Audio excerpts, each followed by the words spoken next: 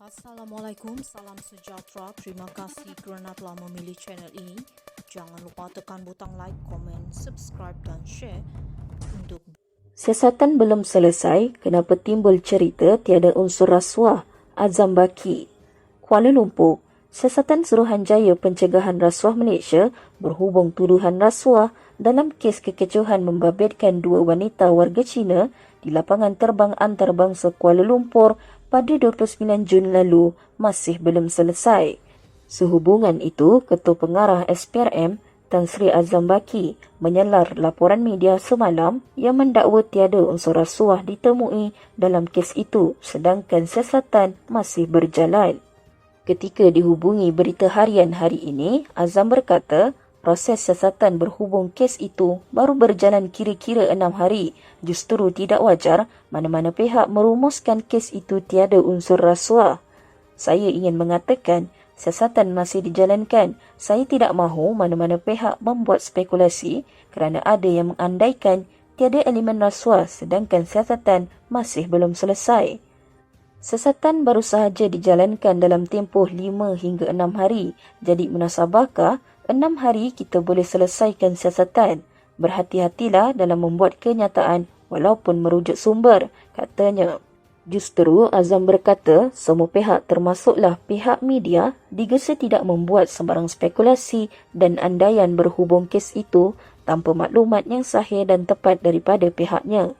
Selama ini, media tanya saya tetapi tiba-tiba tidak tahu budak mana yang media tanya. Lepas itu dia kata tiada kes. Siapa budak itu? Jangan pandai-pandai kerana seolah-olah SPRM sudah tarik handbrake. Saya ingin mengesahkan bahawa siasatan masih berjalan, katanya.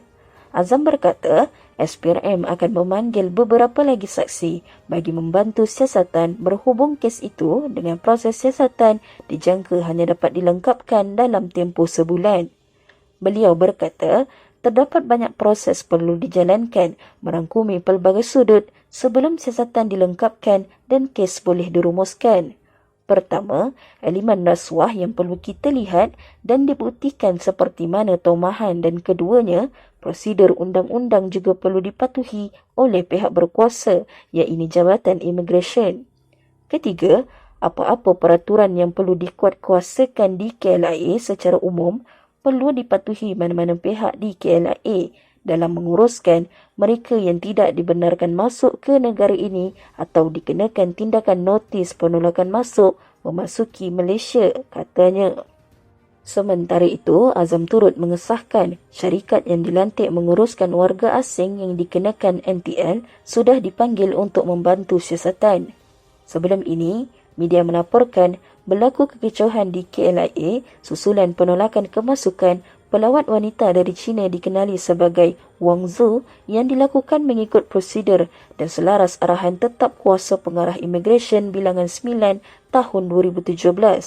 Memetik laporan sebuah portal, ketika soal siasat, subjek tidak memenuhi syarat kemasukan pelancong kerana tidak memiliki tiket pulang dan gagal menyatakan dengan jelas tempat penginapannya sepanjang berada di Malaysia. Pada 5 Julai lalu, SPRM mengesahkan sudah mengambil keterangan 14 individu berhubung dakwaan terdapat elemen rasuah dalam kalangan pegawai dan anggota imigresen di pintu masuk negara. Azam dilaporkan berkata, individu yang diambil keterangan termasuk seorang menteri, 8 kaki tangan imigresen dan wanita warga Cina bersama rakannya dari negara sama.